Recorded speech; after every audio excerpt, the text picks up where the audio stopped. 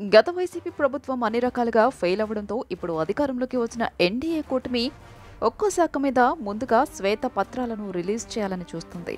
ఇక ఏపీలో తొలి కేబినెట్ సమావేశం ముగిసింది. ముఖ్యంగా చంద్రబాబు బాధ్యతలు తీసుకున్నాక 5 ఫైళ్లపై సంతకం చేసిన సంగతి తెలిసిందే. వీటిపైనే ప్రధానంగా చర్చించారు. మెగా డిఎస్సి నిర్వహణ, అన్నా క్యాంటీన్ల పునరుద్ధరణ, ల్యాండ్ టైటిలింగ్ యాక్ట్ రద్దు, పెన్షన్ల పెంపు, నైపుణ్య గణనకు మంత్రివర్గం ఆమోదం తెలిపింది.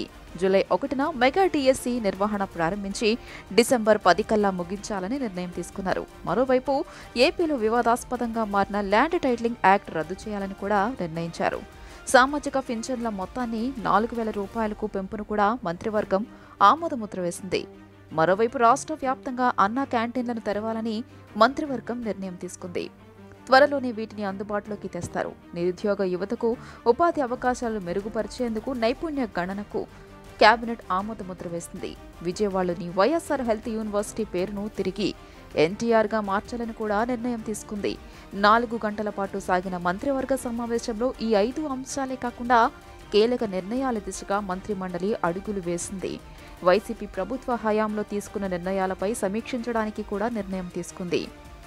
జగన్ సర్కార్ అన్ని వ్యవస్థలు, శాఖలు నిర్వీర్యం చేశారని భావించిన ప్రభుత్వం ముందుగా 7 ప్రధాన శాఖలపై శ్వేతపత్రాలు విడుదల చేయాలని నిర్ణయించింది.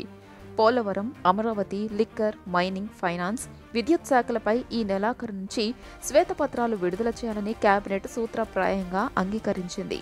రాష్ట్రంలో గంజాయి నియంత్రణపై ఫోకస్ పెంచాలని కూడా స్ట్రాంగ్గా డిసైడ్ అయ్యింది. ఇందుకు గాను 5 మంత్రులతో కమిటీ ఏర్పాటు చేస్తూ నిర్ణయం తీసుకుంది.